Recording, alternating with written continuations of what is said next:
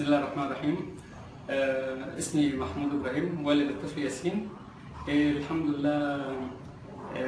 يعني أنا اتفصلت عبر الدكتور إبراهيم كامل عبر النت من برنامج العاشرة مساء تبع أستاذ وائل الفراشي، فشفت الحلقة بتاع الطفل هنا.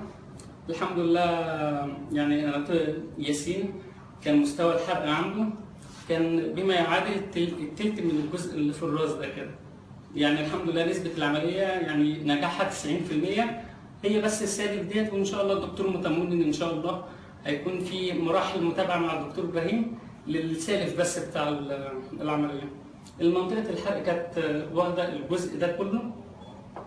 يعني الحمد لله في خلال شهرين كان الحمد لله الدكتور عمل عملية أولية، وبعد شهرين شال الجهاز اللي ركبه، كان جهاز ممدد للشعر.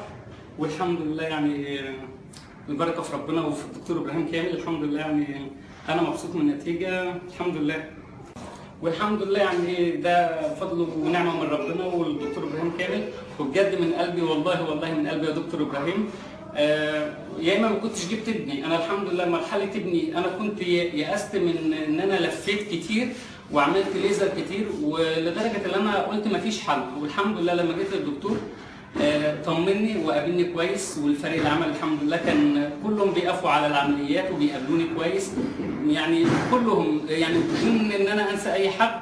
الحمد لله بصراحة ربنا الدكتور في العيادة عند حضرته الطاقم كله على أعلى مستوى. والحمد لله أنا مبسوط من النتيجة لابني. ولو في عند أي حد مشكلة، لو صادف إن في حرق بسيط، حرق كبير، أو لا قدر الله في أي مشكلة في الشعر عند أي طفل، سهل جدا الدكتور إبراهيم يتعامل معاها.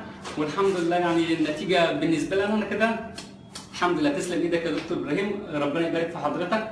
وده حاجه انا اكون شاكر جميل لحضرتك. وان شاء الله يعني في ممكن ان شاء الله انا مش عارف انا اعمل ايه من الفرحه، بس اكيد ان شاء الله انا هجهز حاجه هديه لحضرتك. انا هعمل حاجه حلوه لحضرتك وان شاء الله هتكون، بس ما تشيلهاش من قلب العياده، وهكون برضو باسم ياسين، والد ياسين.